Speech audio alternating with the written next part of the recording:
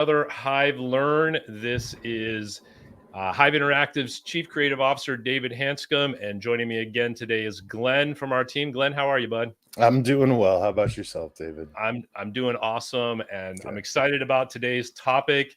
I think it's going to be a lot of fun, and we're going to share some fun ideas for maybe if you're got some downtime during the holidays, maybe you're looking to make some adjustments or changes in your career path or anything at all in life.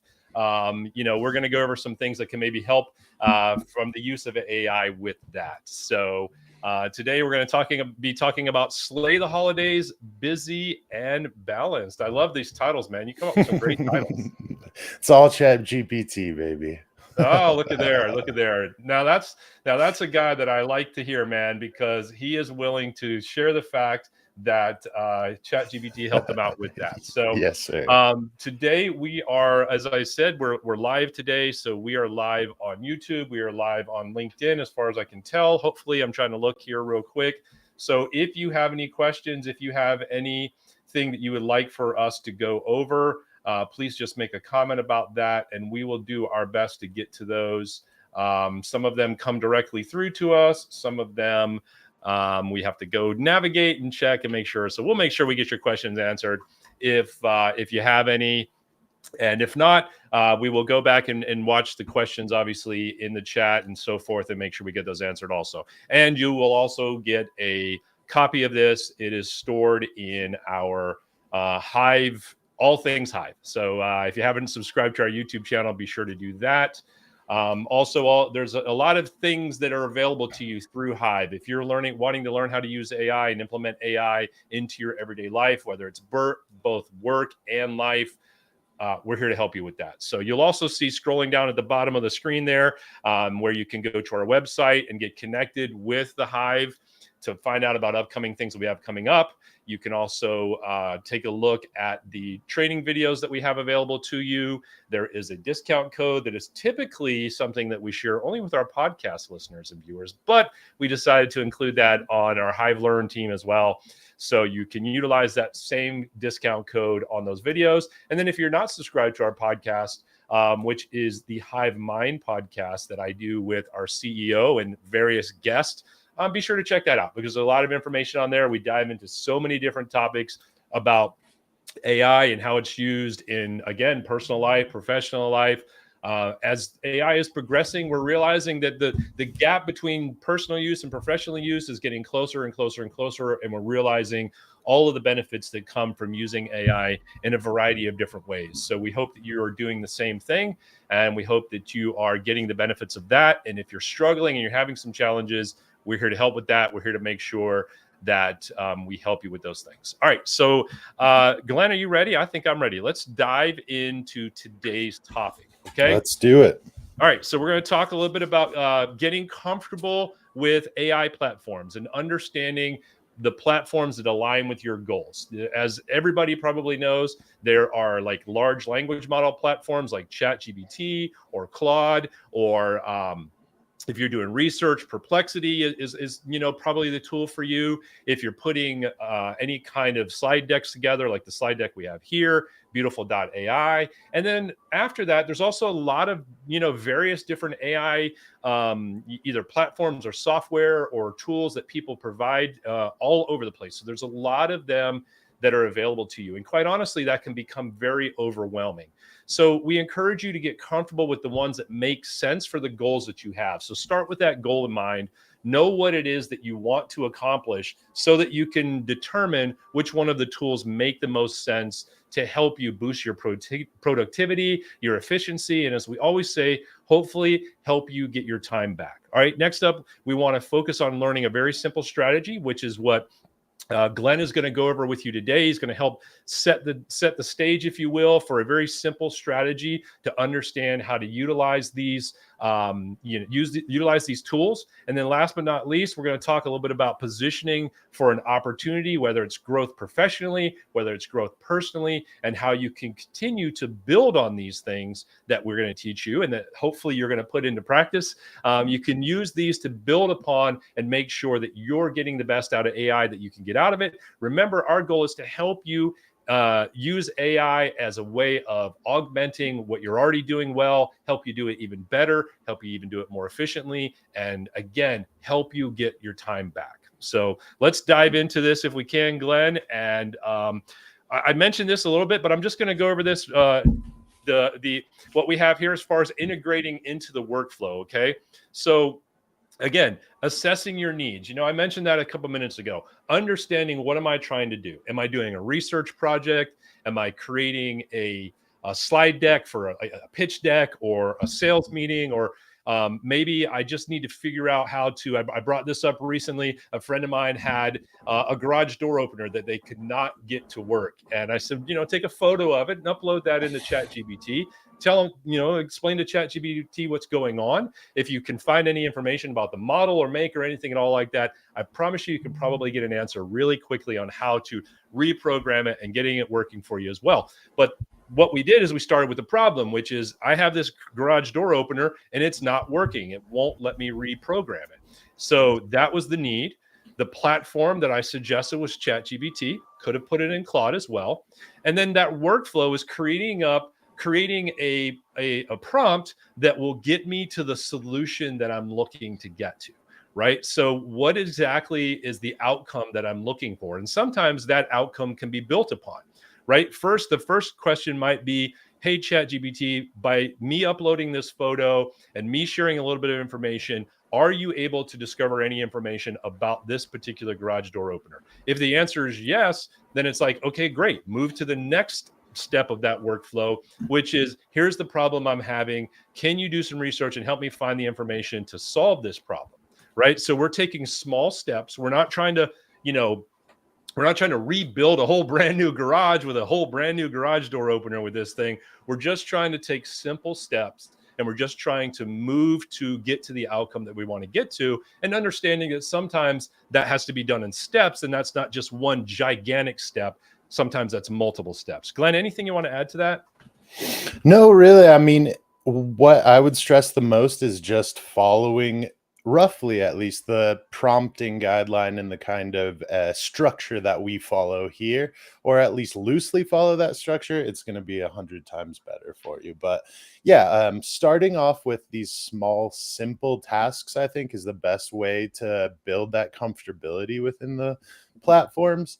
And I really think that if you just start doing those small things on projects that don't matter much in the bigger picture to you, then you're going to be able to have that confidence to approach the big projects very, very easily. So especially over this winter break, I'd say jump into those little things and have fun with the AI while you have time to. Awesome. I love that. And just to pass on a quick note, I just received a message that for some reason it is not broadcasting on LinkedIn. So I'm going to go over as quickly as possible to that LinkedIn platform, and I will paste a link to the YouTube showing where it's showing, and then hopefully our folks that maybe were looking to be a part of this on LinkedIn will be able to view that on the YouTube channel. And we'll continue to go from there. Actually, you know what? I just saw this is what I love about teamwork. I just saw that our CEO Mitch already did that, and he posted live on there that you can view it on the YouTube channel. So that's perfect. I appreciate that. If you're watching or listening, thank you for that. That's what I love about teamwork. All right, let's keep moving. Yes, sir. All right, so I'm gonna let you take over on this part, Glenn, talking a little bit about just getting comfortable with ChatGPT. As we mentioned, there's a lot of different platforms, but probably and maybe arguably ChatGPT is the one that is most commonly known. So with that being said, we want to kind of just give you a few different tools to be able to be a little bit more comfortable with that, and then we're going to utilize this as we progress through today. So Glenn, I'll turn it over to you. Yeah, absolutely. So the first thing that I kind of wanted to mention is that we want to build comfortability within these platforms. And one of the things that really starts to build that comfortability is when you get to know the platform, but also when the platform gets to start to know you. And so many of the platforms, ChatGPT, Claude, Grok, have different kinds of ways that they remember information about you or vary their responses based on what they know about you and how you interact with them. So ChatGPT is the first one that I'm going to bring up today, just because it is really the most accessible and the easiest to kind of access these features. So the memory feature of ChatGPT, it takes certain specific details about you and also kind of combs through all of your sessions and remembers the most important things about your personality and who you are, and retains that information, which is really, really nice. It enhances the context understanding using that information. So not only does it understand who you are, your job title, facts about you, but it also understands your communication style, how you speak to people, how you like to be spoken to. And it really takes it to a very nuanced approach, a very, very detailed way that it looks at your communication styles. You can also include custom instructions for responses, how you would like them to be toned. You can tell ChatGPT in general how you like to be spoken to, how you like your responses to be structured, what kind of output you like, whether you like a PDF or a document, whatever. And it'll remember those things about you using that memory feature. Using the adaptive problem solving, ChatGPT memorizes the ways that you like to approach problems. So it understands if you like to take a step-by-step approach on big projects, it goes through that way. And if you just like to get your response, your output, the solution to the problem as quickly as possible, it'll learn that about you as well. The other great thing about ChatGPT, they are ahead of the game kind of on utilities and accessibility, etc. And they are always taking this kind of memory feature and all of these context things into account while they're developing the new tools and features on their platform. So I just think that ChatGPT is a great place to kind of show off these features, because they're going to be kind of ahead of the game as of right now on how we make these things happen. So let's go to the next guy here. So what I wanted to show here is an example of how ChatGPT does get to know you over time, and how that gives you much better responses and gets you what you're looking for quicker. So on the left-hand side here, I have the same prompt posted as I have on the right side. The only difference being on the left side, I'm starting with a chat GPT that is brand new and never communicated with anybody. On the right side, I have a chat GPT from my work account that I've been using for some time.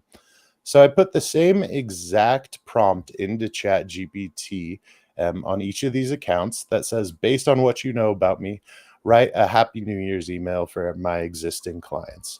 Now you can see on the left here, it says, I will write an email to your existing clients. Since I don't have specific details about you or your business, I'm going to keep it general and adaptable for most industries.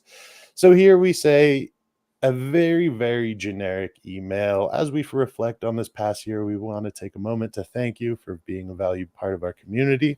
This is all great writing, etc., but it's very, very generic. It's basically the same email that everybody is going to get this new year from their same clients.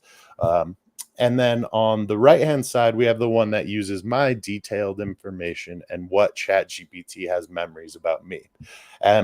So in this email, it starts off with, again, a very nice kind of generic opening paragraph. And then you can see, I've been focused on creating innovative solutions and finding ways to integrate cutting-edge AI tools with human-centered approach to enhance efficiency and creativity.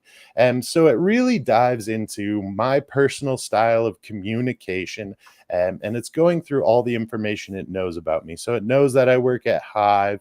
It knows that I'm an AI solutions architect. And it also knows my communication style. You can even see at the end of the email, it put in a fun PS message. If there's a specific goal or project you're excited about in 2024, let's chat. I'd love to hear more about it and see how I can help. So reading the second email, you will definitely feel a lot more personable information. That's because it's really breaking down your personality and then just translating that into whatever you're trying to say. So I really think that just getting in the door and using it for a few simple projects, the AI is going to learn a lot about you. And I know that sounds scary, but more so, it's not the facts about you. It's not your email and your passwords that ChatGPT wants to figure out. It wants to figure out how you speak, how you write, and how you like to be spoken to. So that's a fun little transfer over here. Yeah, I do like that, and you know, can we go back to that one for just a second, Glenn? Thanks. Absolutely. Yeah. So you know, I think what I love about this, and I'm glad you mentioned about the fact that when ChatGPT is learning, or any large language model, when it's learning about you, it's not learning about you so it can go tell everybody else about you. It's learning about you so that it can communicate better with you. And if we take that in the context of human interaction with each other, you can definitely see some parallels there, right? Imagine if the two of us just showed up somewhere and you know, I would be like, okay, he seems like a pretty well-built dude. He's got a nice haircut.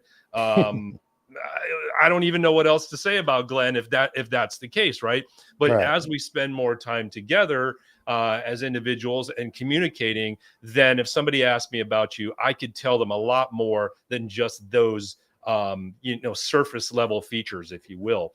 So I think this is a great example of how interacting with ChatGPT and utilizing ChatGPT to become almost like an assistant to you, almost like you know, think about it. I mean, just think about how crazy if you literally had an assistant who just knew everything about you. Like in real life, they knew you exactly the type of coffee you liked, right? How you like that coffee, what time you like to drink it. They knew that you like to go to the gym in the morning before you did anything else. Like whatever those things are, like you have this assistant that already knows all of that stuff and already helps you, dare I use the term architect, help you architect your day based on that. And this is kind of what we're saying, right? This is allowing the technology to be able to over time get to know you so that it also will cut down on the time that you have to spend refining what it's giving you. Because remember, you still want to do that. We're always going to encourage you to not just, you know, Glenn would not want to just go to the one on the right there. He would not want to just start at the top, scroll down, copy paste, and send that out without reading it. By any means would he not want to do that. But the difference between these two, so the one on the left and one on the right, if what it gave you was what was on the left, Glenn, you'd have to spend a lot more time, like, you know, adding some more of the different elements that are in the one on the right and so on and so forth, hence creating an opportunity for you to have to spend more time on this, which is counterintuitive of what we're trying to say, which is we want to help you get some of this time back, right? So this is going to put you in a position where when that one on the right spits out, no, that's okay. When the one on the right spits out an email like this, then you're just tweaking it, refining it, maybe making a couple changes, and then boom, it's out the door and it's time for you to move on to something next. And, you know, that's all good. So again, I just got another notification about it not broadcasting on the LinkedIn that we set up. I don't know why technology is not cooperating with us today. We apologize. We'll get this figured out for our folks on LinkedIn. And hopefully, by the way, if you're listening or watching and you know somebody who is trying to watch us, please do share the YouTube link with them. As I know I did see us, that we are definitely live on our YouTube channel. So you can definitely navigate over there to find us. And if you follow the Hive, or if you follow our CEO, Mitch Mitchum, I know he has posted that on his LinkedIn account as well, of how to navigate over to YouTube. So we'll get that fixed by the next time. Promise. We'll get that figured out. Absolutely. All right. So this right here is kind of talking about when ChatGPT gets to know you. So that's one piece of the puzzle. The next piece of the puzzle is prompting. And we've talked a lot about prompting. We've talked in past episodes, and we will continue to have prompting at the forefront of everything that we talk about. And the reason for that is that prompting, again, in my own opinion, this may not be shared by everybody, but in my own opinion, prompting is very similar to like having to learn a new language. Imagine, I've used this analogy before. Imagine taking you and just picking you and plopping you over in a completely foreign country, and you have no idea how to speak the language. And then your task is go communicate effectively with those folks. Imagine the resistance, the bottlenecks, the friction that comes out of that experience. And for a lot of folks, and maybe not you watching, but potentially for a lot of folks, that is the same bottlenecks, challenges, and frictions that is faced when interacting with a large language model like ChatGPT or Claude or Perplexity or any of these other models. That is the same kind of friction and feeling that you're getting because the communication hasn't been taught yet. You haven't been taught that language yet necessarily, right? So we have been completely almost reprogrammed over the last couple of years to just have this rapid fire conversation, these very quick, like tweet conversation. Go get me this. Hey, find me that. You know, those types of communications with each other. And if you think about it, we wouldn't do that kind of stuff necessarily to each other. And we probably wouldn't do it very long because the person on the other end of that conversation would be like, wait a minute, there's a better way to have this conversation to get to the solution we're looking to get. Right. So I think that this stands true, and there's so many parallels when it comes to how we communicate with each other and how we communicate with these large language models and with AI to help us get to the outcome we're trying to achieve. So there is a little bit of, well, there's probably more than a little bit, but there's definitely some science behind this. And I'm going to turn it back over to Glenn to share a little bit about that now. Yeah, absolutely. So the first thing that I kind of want to mention here, and David, I think that's a super astute analogy, is the translation and speaking a different language. So this kind of teaches you how ChatGPT or any of these large language models kind of forms their responses. Now, this is an extremely simplified version, really, but we're trying to break it down to basics so that it's kind of easier to understand. So to start off first, prompts are created and sent to the LLM in mass by users across the world. So really, we're looking at kind of a big picture scale. Everyone asks the same question, let's say, over and over and over and over again. So basically, the LLM will receive all of those many prompts. And what it does is it kind of breaks down that information into smaller pieces and then organizes it into a pattern or starts to recognize the patterns within all of those prompts that we're sending. Once the LLM analyzes all those prompts and what all these different people are saying, it breaks it down into the most common and relevant responses or prompts, and it isolates those together. It takes all of the prompts and oopsie daisies. Let me fix that real quickly.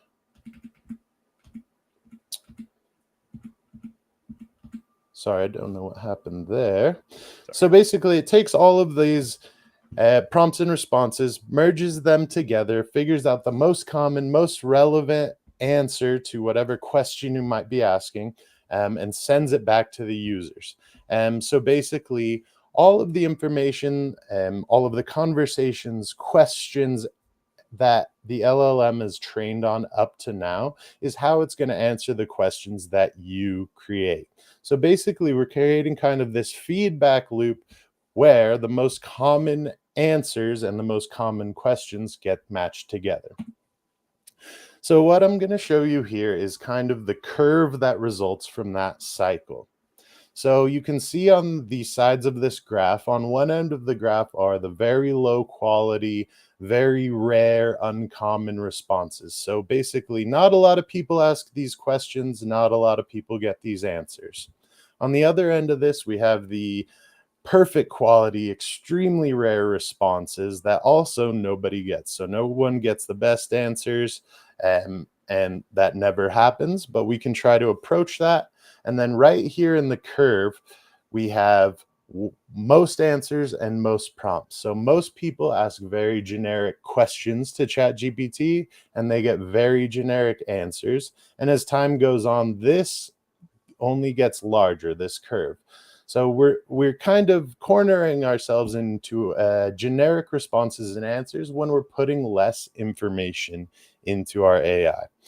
So what we want to do is teach you kind of how to use more information and organizational structure to push us out of the generic quality responses to a mid-range here, which is kind of the best responses that we can get given time, and we try to approach the perfect quality as much as possible. Really, how this happens is through us adding levels of abstraction that show how specific our problem is and how specific the solution we need is. So I'm going to go over to our next slide. And David, if you want to take it away, practicing effective prompting. Yep, absolutely. So we're gonna take all of that science that Glenn just talked about, and hopefully it made sense. I'm not the most scientific guy, but it made sense to me, Glenn. So hopefully it did to everybody as well. And I can understand where, just to kind of rehash a little bit, I can understand where if we're continuing to put in, and this is why we said this earlier, if we're continuing to put in, find me this, go get that, blah blah blah, then we are giving it the most lowest quality prompt that we can give it. Naturally, that explains why we're getting the worst response we can get. So let's put all this into practicality a little bit, and we're going to do a real live example of that. So again, just to rehash a little bit, so that we can stay on the same page together, we're going to identify the goal, right? So we want to clearly define the specific objective or task that we want AI to help us accomplish. Okay, so it could be we want to report, we want to answer a query of something, we want to create some creative content. That sounded a little redundant, but we want to maybe create some content, right? So we know what our goal is.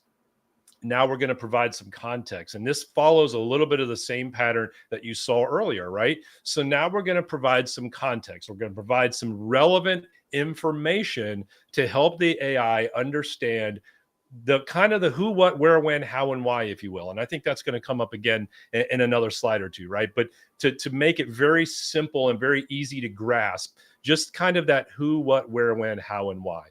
Next, we're going to talk a little bit about the desired format that we want it to come back to us in, right? So do we want bullet points? Do we want a spreadsheet? Do we want an image? Do we want a graphic? What is the outcome the format that we want the outcome to be?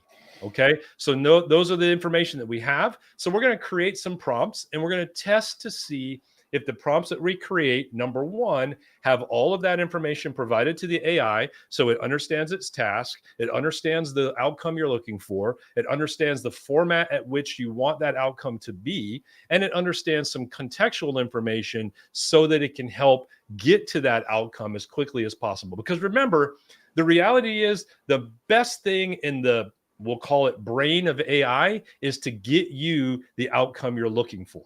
When the AI gets you the outcome you want, if it's such thing as the AI being the happiest, that's it right there. It is the happiest. And I'm only saying it that way because I don't really know if the AI is happy or not. But let's just say, for conversational purposes, if Glenn and I were working together and I did all of the same thing with him, and he came back to me with exactly what I'm looking for, naturally, I'm going to be the happiest I could possibly be. So we just kind of make that same correlation.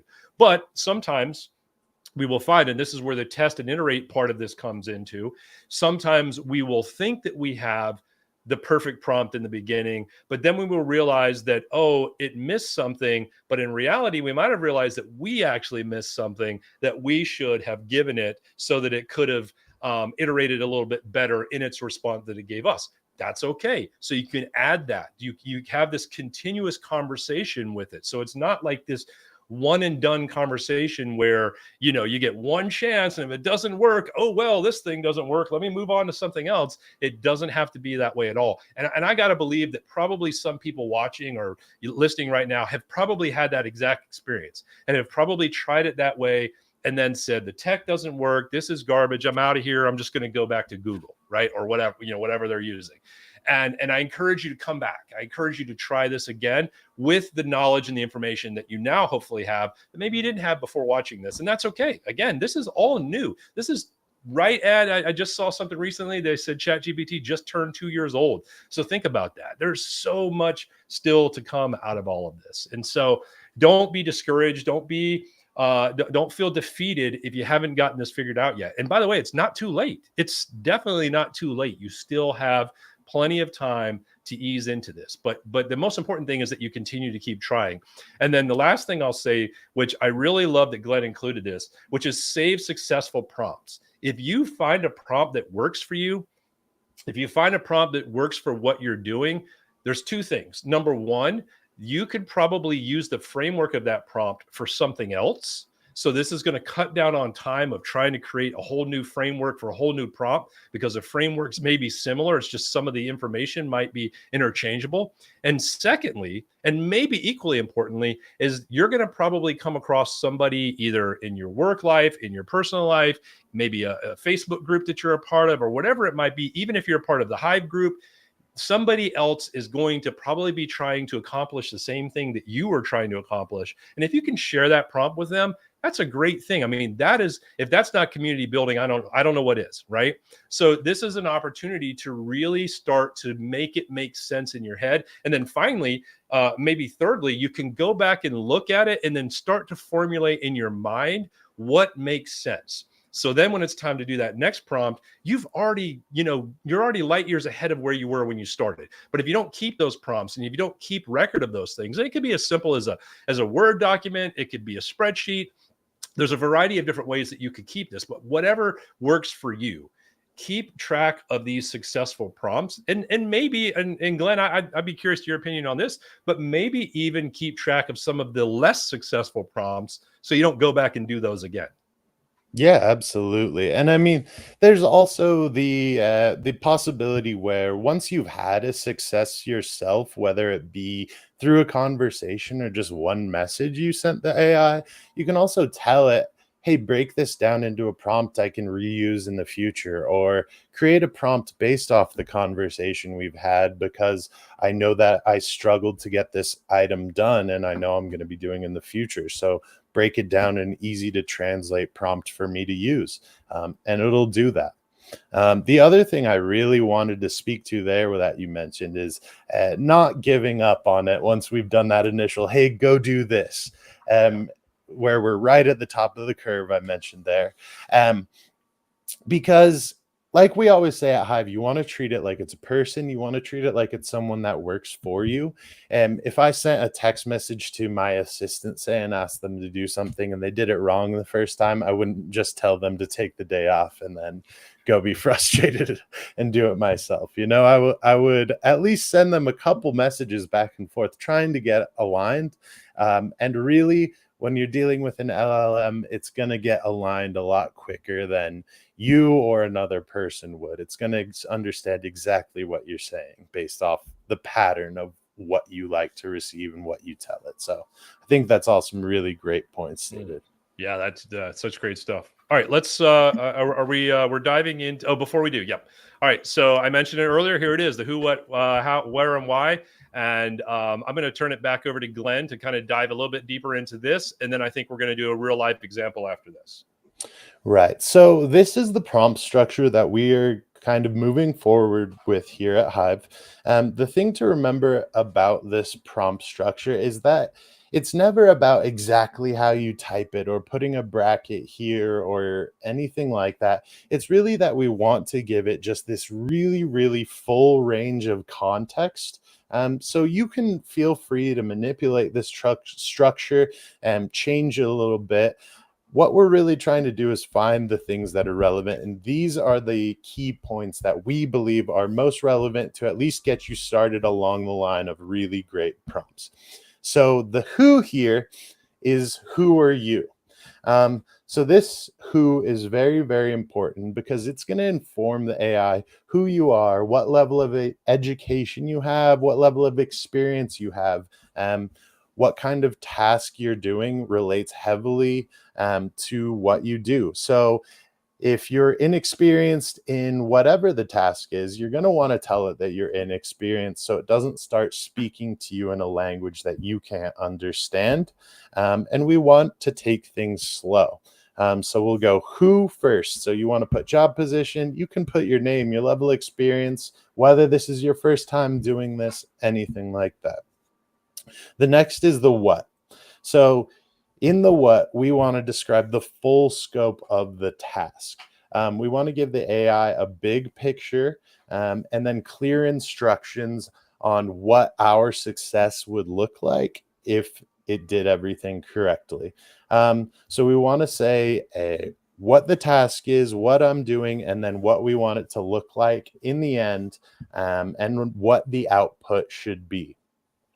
The why, we want to give AI the why, because why will help the AI understand where you may have missed in the past, or if there's a specific reason that you're trying to get things done. Say I'm writing an email to a future employer. I'm going to want to tell the AI that I'm speaking to a future employer and I'm doing it, say, to try and get a new career or start a new career. It understands that it's going to be using language that's complementary to my goal. And it may even give me suggestions, etc., on how to move forward with that in ways I may not have thought of before. The Hey, how. Go Glenn, can ahead. I interrupt you for just one quick second? I'm really sorry. I just want to show this on stream real quick. So we had somebody jump in with us that said they were joining, and again, we apologize for the glitch on LinkedIn. And the recording of this will definitely be available. So thank you for asking, and thank you for joining us. And if you have any questions as we continue, please feel free to put those in the live chat, and we'll try to address those while we're live, or we can address them afterwards. Sorry about that, Glenn. I just want to make sure I address that real quick. All good, all good. So if you have missed out on the beginning of this slide, at least, we're doing prompt structuring here. A great way to build a good prompt that can fit any task in any person and get all that information over to the AI so that it can give us a great solution. So we've done who, what, why. Now we're going to go to how. How is we're trying to get as much footwork done as possible. This is where we're going to describe to the AI how we think it should approach a task.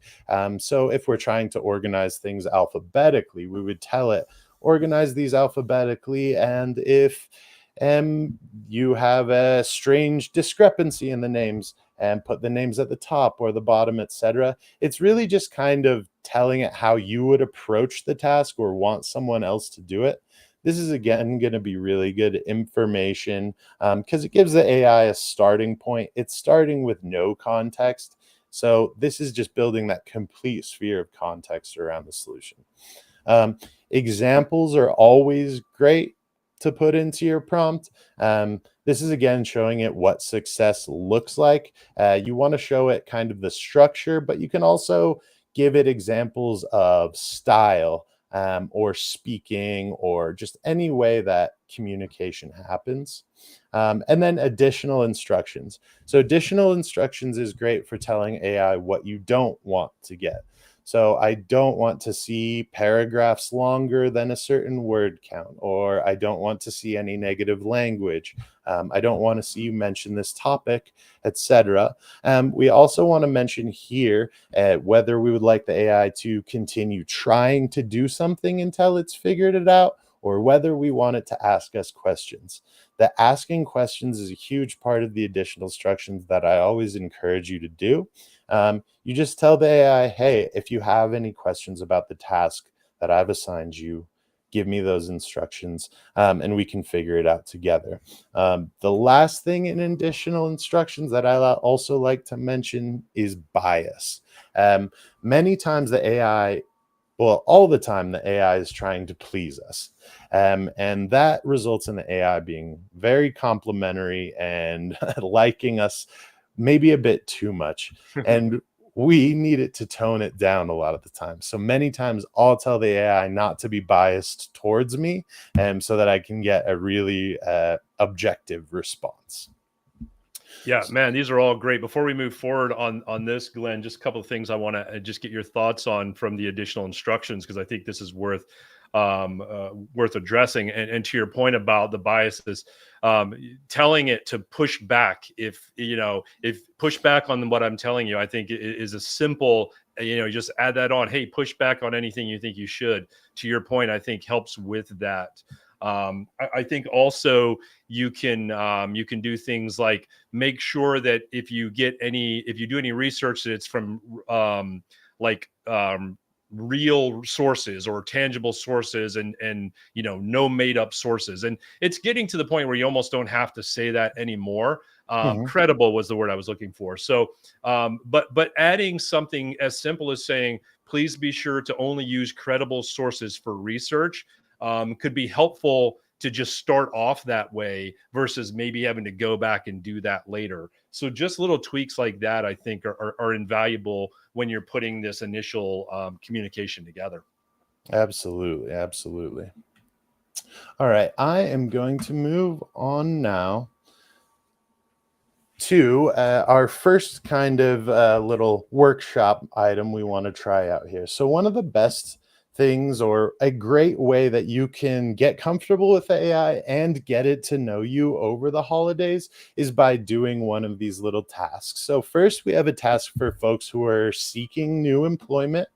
This just shows off a way that you can kind of mold your resume for each individual job that you apply for. Now, we understand not everyone is seeking a new opportunity at this point, but we always know that's a possibility. But we also have another exercise coming up that'll just help you kind of refresh your own personal socials, etc., for personal growth.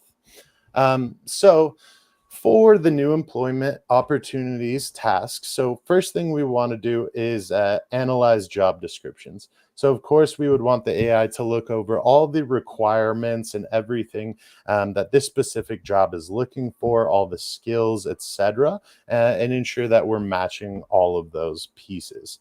What we'll do is we'll have the AI analyze the job description, and then we're going to have the AI optimize our resume for that job description. So what that's going to do is tailor the content to better fit with the job posting.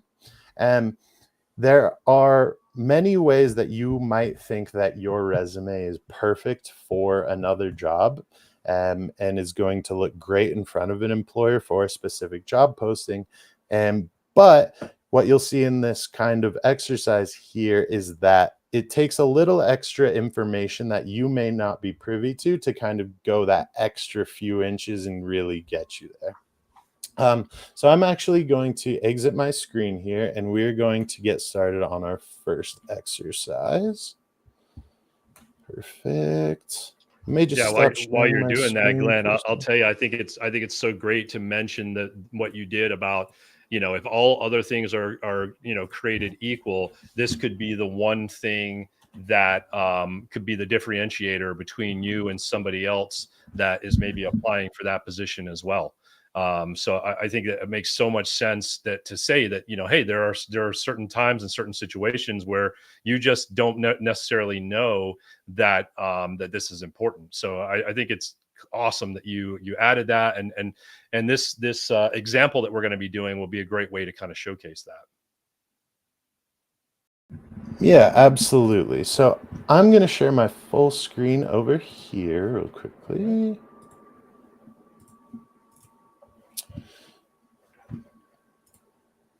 Okay, there we go. Okay, so I've got ChatGPT here, and I put in this super simple prompt that just says, please edit my resume so that it aligns more with this job I am applying for. So I actually do have on my computer here a job posting, a real job posting that we kind of edited here. And we took out some of the names, etc. So this is a risk engineer management for a major oil and gas company. So this is a high-level management in oil and gas in Alaska. Right here, we have created a fake resume for a gentleman named John Doe. Right now, he works as an environmental consultant with a strong background in sustainability and regulatory compliance. So this gentleman, John Doe, what he wants to do is he wants to change his resume because he's looking to kind of switch career trajectories and go from the environmental side over to the oil and gas side of things.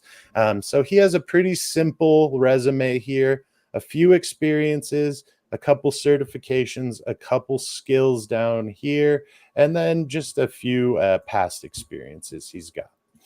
So basically with ChatGPT, we're going to do this first prompt where please edit my resume so it aligns more with the job I'm applying for. So what we're going to do is we're going to upload both the job posting and the resume directly to ChatGPT with a simple prompt, and we're just going to send it on over. ChatGPT should be able to analyze the difference between the two docs, and it looks like it's already starting to update my resume here in Canvas. So here you can see, and what we'll actually do is we're going to ask the AI to point out the places that it or the ways that it changed this resume in order to fit the job.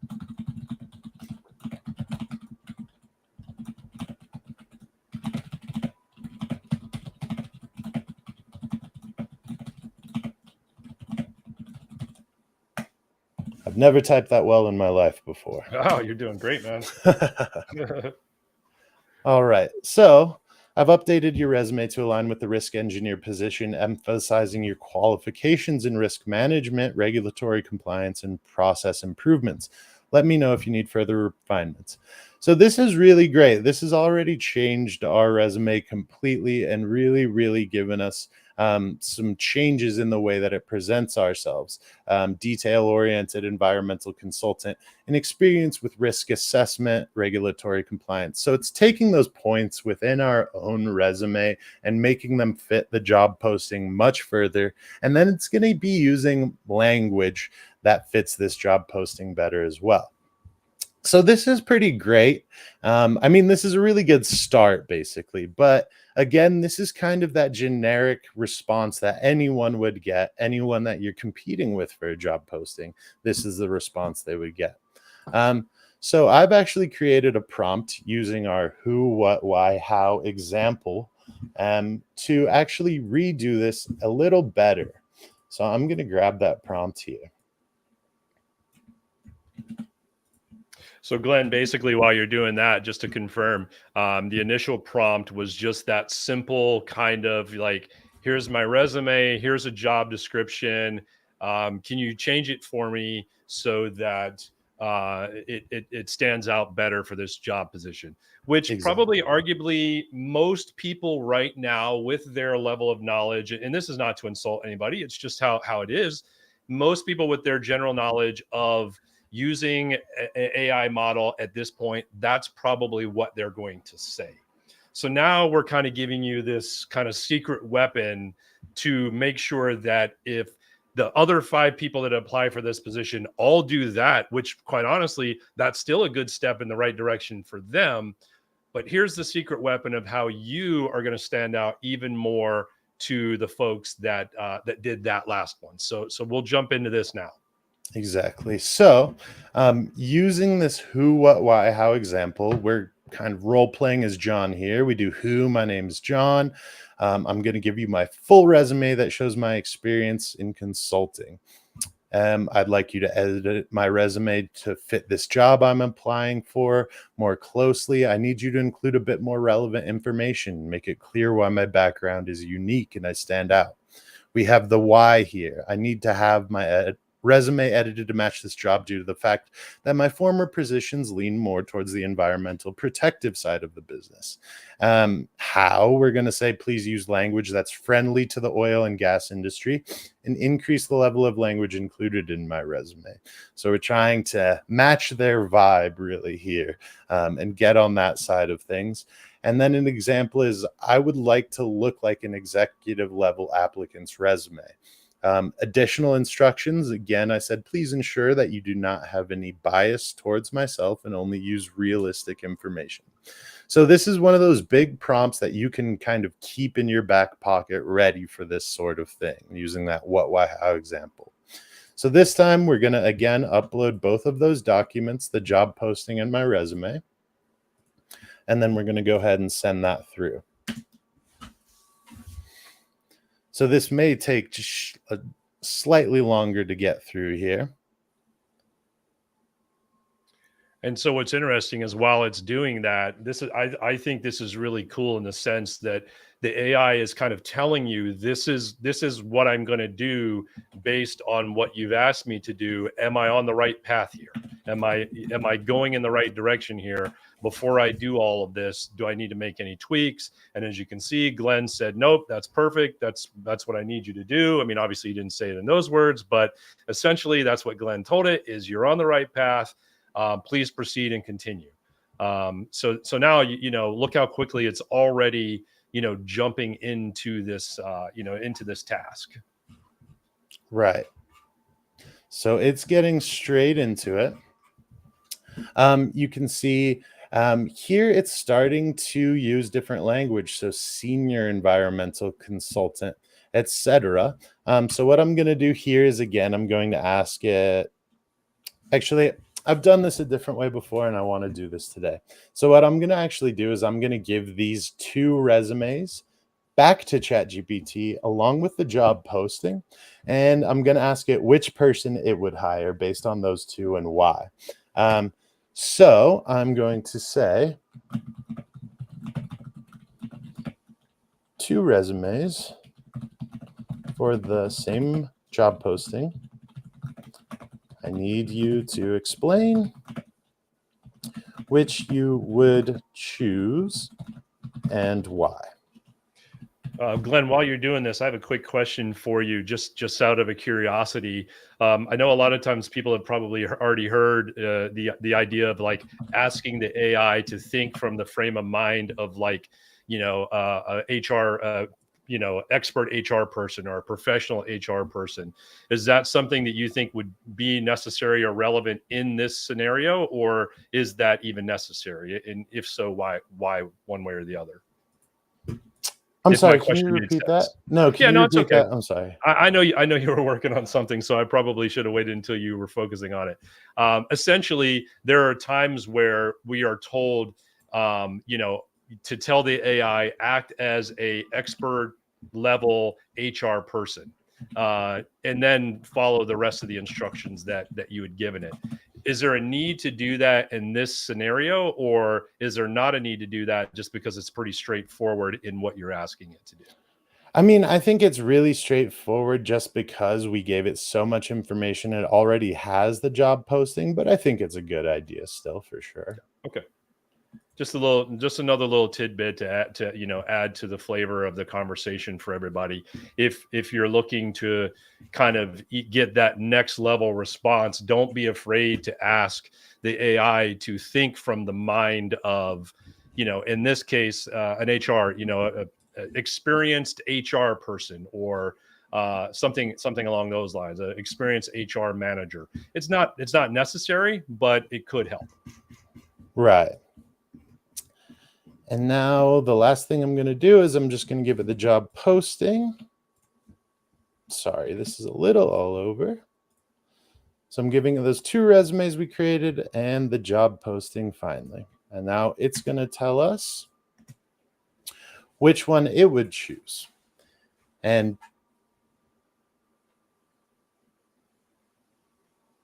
oh, yes, based on this.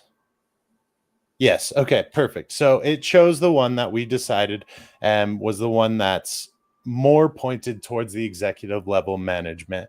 So it went through, and not only did it start to recognize the things that were about the different levels of regulation, et cetera, and all the different licenses, et cetera, that this person has. It started to look at the language of whether they're speaking to stakeholders, because we are looking at an executive level position. It's looking more about their communication styles and the different leadership issues they have, the ways that they can solve these things in a bigger picture. So, of course, using this long prompting is going to really create these different ways that AI is better going to match you with the results that you want. For this next presentation piece, we were going to go over to do the LinkedIn optimization. Would you like to push forward with that still, David? Do we have time here? Yeah, I think we have time to do that. Just as you're getting to that part of it, I just want to make a few comments about the exercise you just did. Number one, that was amazing, great work, and I can see the value in that. And it maybe it kind of feels like a little bit of heavy lifting in some ways to somebody who's new at doing this, but once you get the basics of understanding what's happening here, you can see the value of it. And when we're talking about the potential of getting, I don't want to be salacious and say your dream job or anything at all like that. But when we're talking about potentially getting a job that you really are aspiring to go after, you can see where this would really give you a leg up on the competition. And this would really give you the ability to stand out from other candidates that are applying for the job. And what I love about this is that you're still going to go through it. And if there's anything that you see in it, we'll continue to remind you this. You're still going to go through it. And if there's anything that you see in it that's not accurate, let's say, for example, a time frame of a job experience, or if it says I have 14 years of experience of X, but you really only have 7. Like, those are the little things that you might want to just double check and make sure that it hasn't altered or changed those numbers for any reason. Typically it won't, but just in case, it's worth reviewing and looking over, and not just taking the output's word for it. But you're creating a resume that is really going to stand out. And then, one other just icing on the cake that might be worth doing at the end of everything that Glenn just showed you is maybe asking it one more question, which is, are there any uncommon things that other folks applying for this job wouldn't think to include on their resume that you think would help me even stand out greater? So this conversation about uncommon things is really, I think, a game changer, and something you should always incorporate into any kind of project like this, because the AI will in fact help you identify those uncommon things, and that's going to sometimes be the secret sauce of what makes you stand out. Right. And one more thing I would say is that we will notice over the next couple years, every resume that anyone receives will be written by AI. Yeah.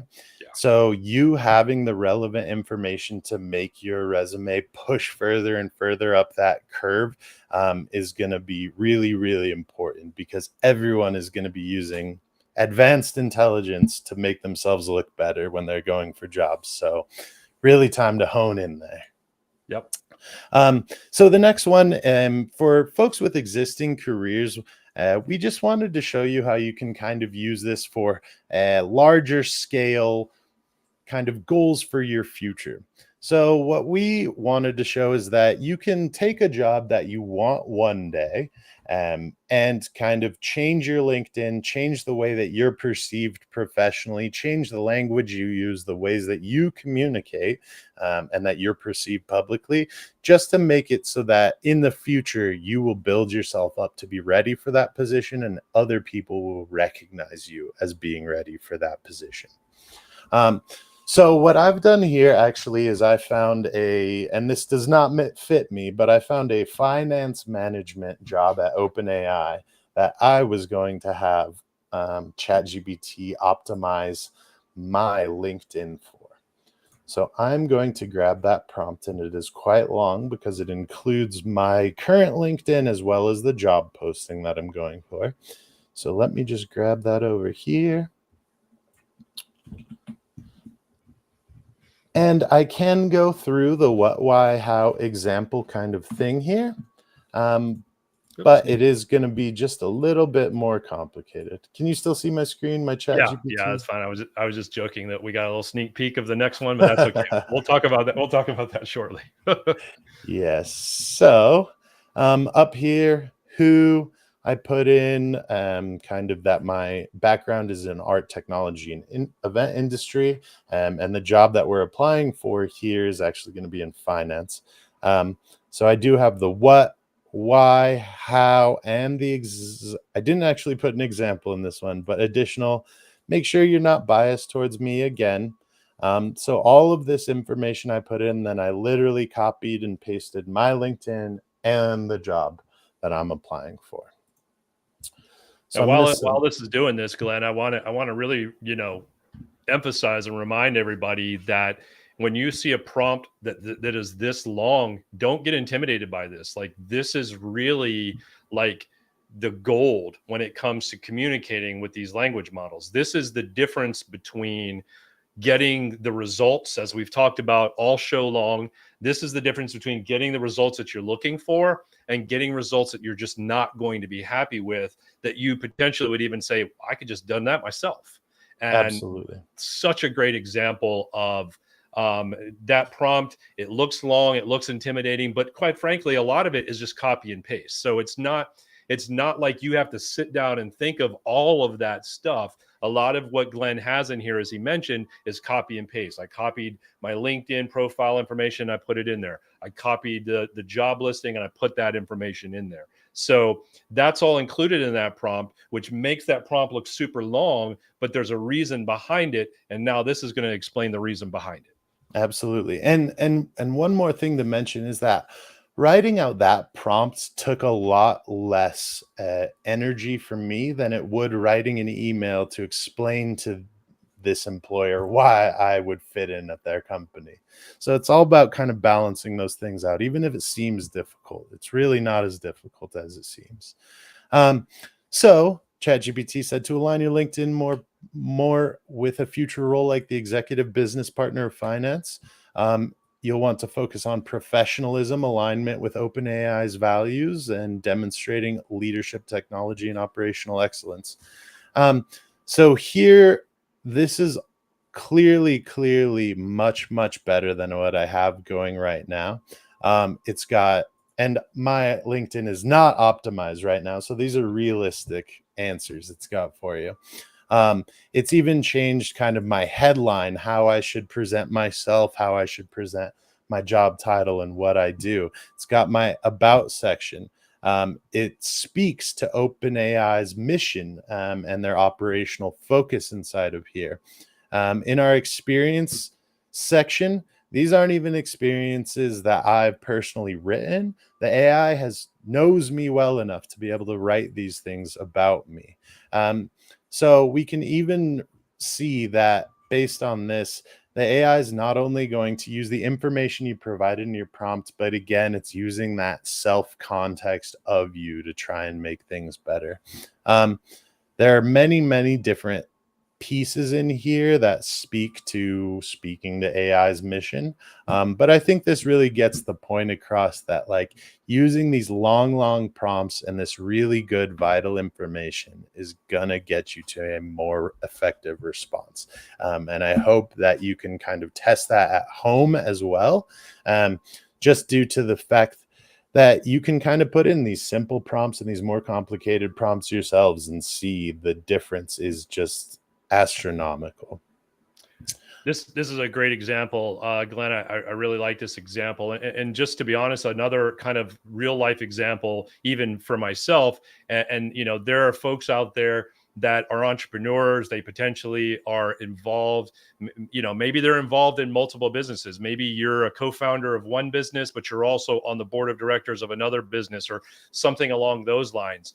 And when you have a professional profile out there like LinkedIn or something like that, you don't want to really muddy the waters necessarily, but you do have the ability to utilize this kind of technology and this kind of approach to be able to present yourself in a more upgraded professional fashion that says, yes, I understand that I am involved in two different things, but here's how they correlate with each other, and here's how I'm able to do those things in a professional manner. So it really will, you know, for those of you that are out there that are entrepreneurs, this is yet another kind of path of how you could utilize this by saying, instead of, you know, looking for another job opportunity, saying, you know, here's who I am, here's my role with this company, but then I also have this role with this other company, and I want to create a streamlined you know, LinkedIn profile that exemplifies my involvement with these two without creating a muddied water and without breaking that correlation of why I'm involved in both of those two things. So I think you can utilize this specific type of prompting for both of these examples, actually. Absolutely. All right. Well, so Today has been, oh, go back one. Today has been great. I'll let you go through it. Today has been great. I hope everybody who watched today and joined us live. Again, we apologize for the glitch of it not showing up on LinkedIn. Not sure why that didn't happen. I promise we had it set up to do that. But for some reason, it did not go live on LinkedIn, so we apologize. A special shout out and thank you to our CEO, Mitch Mitchum, who did put the link for YouTube in there. So hopefully if those folks that saw that could jump over to YouTube and see the production live on YouTube. And thank you for those of you who did join us and commented. We appreciate that. And there will be a recording of this. So that will be on the Hive Interactive YouTube channel. So you'll be able to go back and watch this along with the other Hive Learns that we have done and will continue to keep doing. You can also find out more information about our podcast there that I personally do with our CEO, Mitch Mitchum, and just all the different resources that are available to you in the Hive community. The best way to have access to those is to go to our website, which is ahumanhive.com. ahumanhive.com. As soon as you go to our website, there'll be a place where you can submit your name, your email address, your children's name. I'm just kidding. Just those two pieces of information. Just those two pieces of information. And we'll keep you updated on all things that are coming up with Hive and all opportunities for you to join. Some of them are going to be live. Some of them will be pre-recorded. But we really have a mission, a desire, and a willingness to help you utilize AI in a way that's going to augment you to be more productive, more efficient, and get some of your time back. You'll hear me say that a million times over. That being said, our next Hive Learn is going to be on January the 7th. We were doing this on a bi-weekly basis. Glenn and I talked a little bit, and we wanted to make sure that that you had an opportunity to enjoy the next couple of weeks with your family and friends and anybody that you're going to be celebrating the holidays and the end of the year with. So our next one is going to be on January the 7th. I love the title for this, Jet, Set, and Forget. So we are going to talk a little bit about stress-free AI travel planning. We kicked around the idea of doing something along the lines of, what was it? New Year's resolutions, Glenn. And then we said, nah, Yes, everybody sir. does that. But hey, we both love to travel. We hope that some of the folks that are a part of the Hive community love to travel. And we kicked around this idea of like, hey, it's kind of easy when we, Glenn's in Denver, I'm in Florida. When we go back and forth, it's kind of easy to understand how to make that work and the costs associated and stuff like that. But I posed a question, but Glenn, what if we said, hey, we want to take the Hive team to Australia for a 7-day event? Exactly. Now, how do we make that happen? And we're gonna kind of tease you a little bit by letting you know we're gonna dive into how you can utilize AI in a similar fashion to do something like that. So we hope you will join us on January the 7th. That'll be at 12 p.m. Mountain Standard Time, 2 p.m. Eastern Standard Time. We will be live on our YouTube channel, and fingers crossed, hopefully we'll get our LinkedIn figured out as well, so we can be sure to be live on that. With that being said, Glenn, amazing job today as always, dude. You crushed it. Your suggestions and your prompts were right on point, and I think they just really showed the power of what can be done when you understand how to utilize the technology. So thank you for those of you that joined us live, and for those of you that watch recordings. If you have any questions, please put those in the comments. We do go back and look at all of these recordings. We will go back and look at the comments, and if we missed anything, we'll be sure to answer your questions. So have a great holiday. Enjoy the rest of your December, and we will look forward to seeing you on January the 7th if we don't see you before then. Thank you, Glenn. I appreciate your time today, bud. We'll see you next time, Bob.